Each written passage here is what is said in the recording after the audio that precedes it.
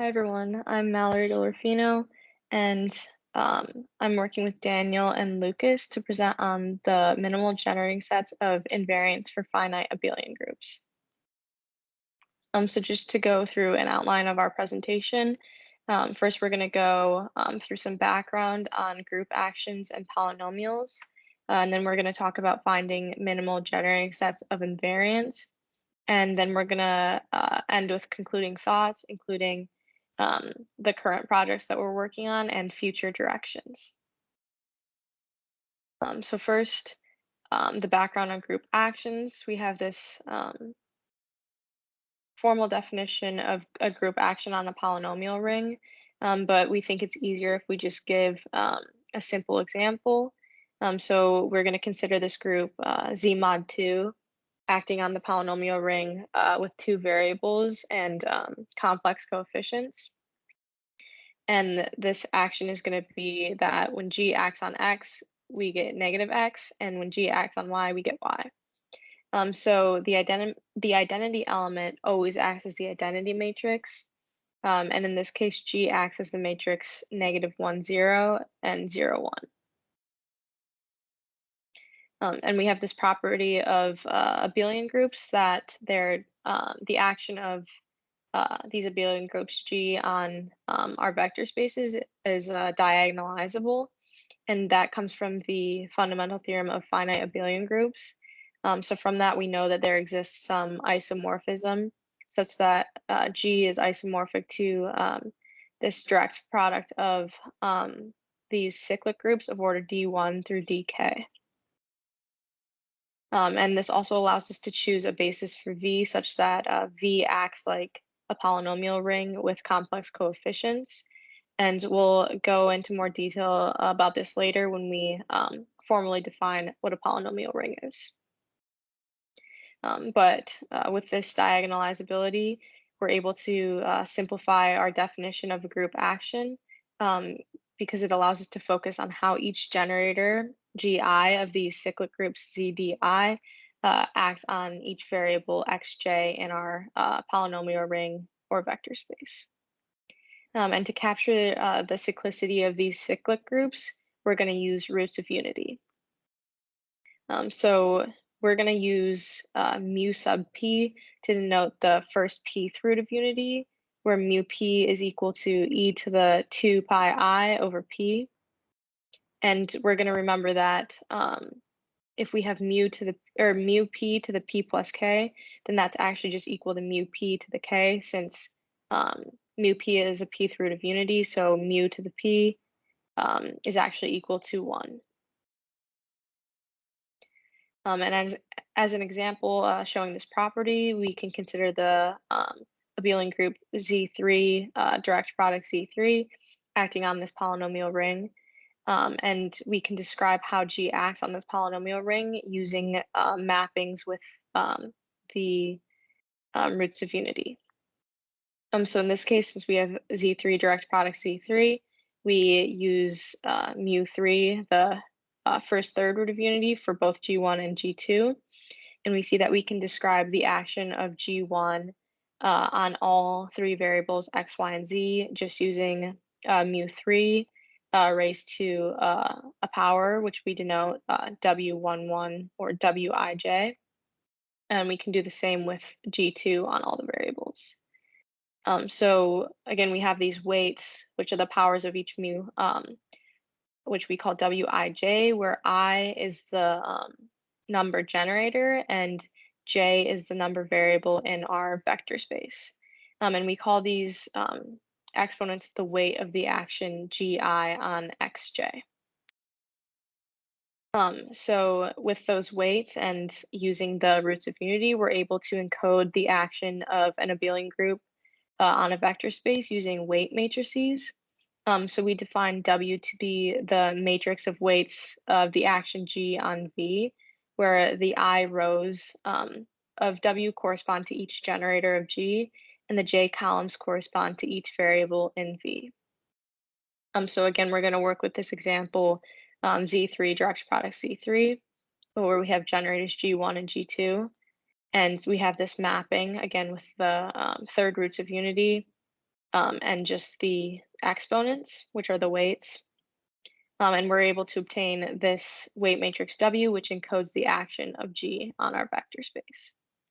And again, we see that the first row of W corresponds to the action of G1 on the vector space V, and the second row corresponds to the action of G2 on the vector space V.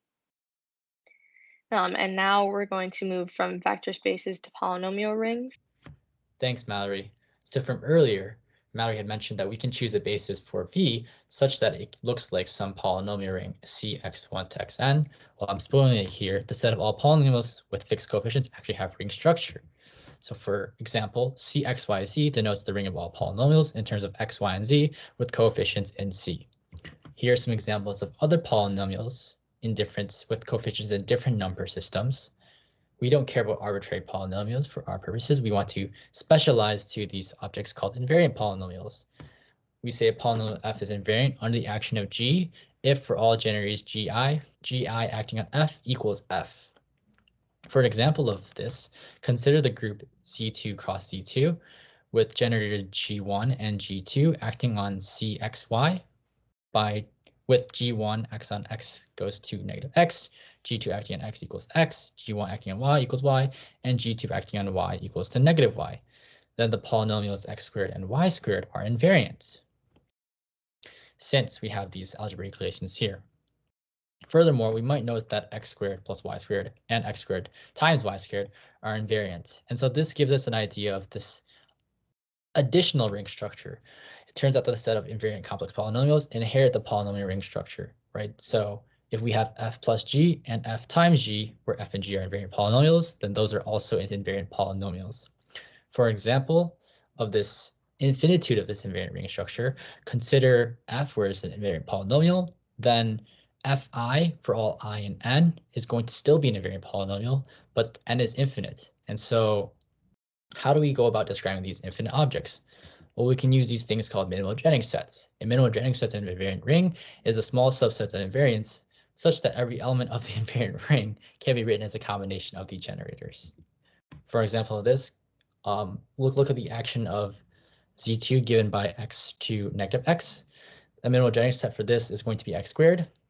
And we notice that invariance x to the fourth plus x squared is not minimal because it's a polynomial in terms of x squared, as highlighted below. Furthermore, when we can diagonalize the action of our group, we can always choose a minimal Jennings set for the invariant ring made up only of monomials, and this will be an important tool later on. Additionally, we know that these minimal Jennings sets are finite by Noether's degree bound. Here's the formal definition below. Effectively, what it is saying is that the size of the minimal Jennings set can maximally be the size of your group G. So a last remark we'd like to make here before we move on is we'd like to say that note that every polynomial f in the ring of invariants can be written as a polynomial in terms of the generators m1 to ms. So now we can lay out our primary question. We would like to ask and answer, how do we construct minimal monomial Jennings sets of invariants in new ways? Particularly, can we construct them algebraically? And can we improve current computational constructions? Now I'll pass it off to Lucas, who will talk to us about the Dirks and Gandini algorithm, which is one of the computational algorithms we use to find invariants currently. Thanks, DQ. Let's talk a little bit about the Dirks and Gandini algorithm as described by Dr. Gandini in her thesis. This gives us a method for finding minimal generating sets of monomial invariants. Instead of going through everything line by line, I'm going to provide a little bit of an overview and put this pseudocode up on screen. So let's start with what we have here. This is the initialization of the algorithm. Here's the general concept. Given the set of non-constant monomials m in our field, we can partition them into sets m sub w based on the weights provided. The invariant ones will be in m sub 0. That's a note for later. The algorithm will create minimal generating sets t sub w of monomials in m sub w. So here's the meat and bones of everything. We start with the monomials x sub j in the sets tw sub j and carefully build the rest of our sets tw. we'll use Noether's degree bound to force the termination of the algorithm. The algorithm would end without this, but it just makes it a little bit faster to use that.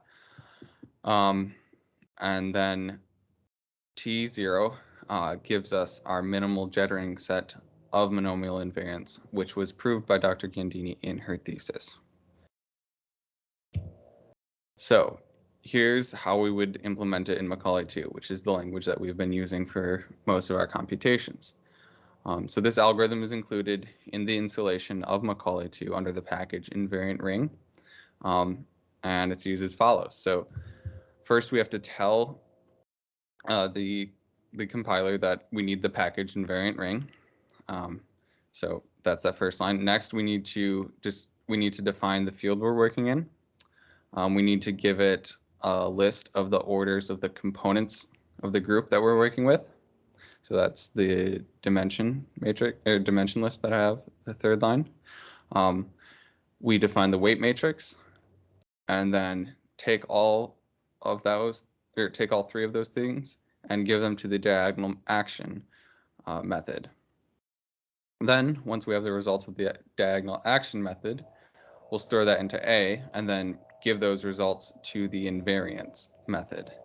The invariance method will output one thing, which is T0. As I said before, T0 was proven in Dr. Gandini's thesis to be a minimal generating set of monomial invariants.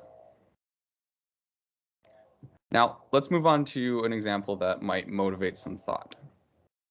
Consider the group G isomorphic to Z3 cross Z3, acting on the field C with variables X, Y, and Z, as defined in this weight matrix, with this weight matrix 1, 0, 1, 0, 1, 1. Using the Dirks and Gandini algorithm, we can find this minimal generating set of invariants.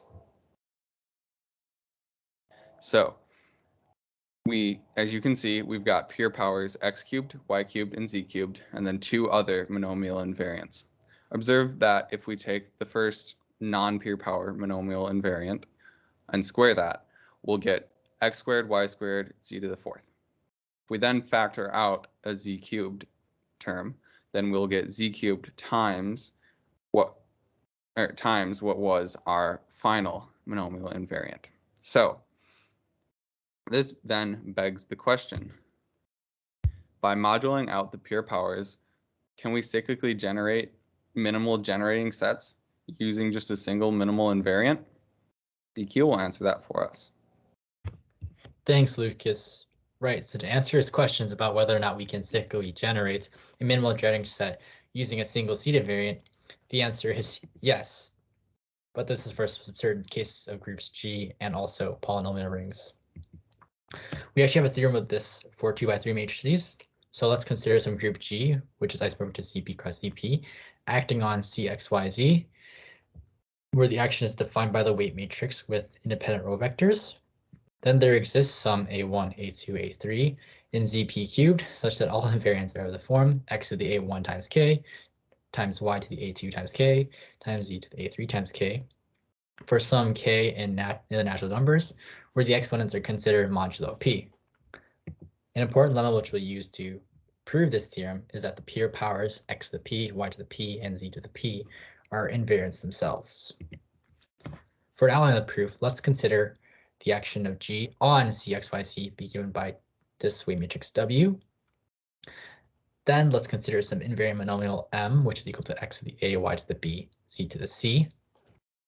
Now, if we consider the action of G1 and G2 on M, we get these following congruences of modulo P, and they're modulo P because G was isomorphic to CP cross CP, and moreover, we can remember that the action of the group was defined by these, or was motivated by these roots of unity, and that's why we have this modulo P business going on.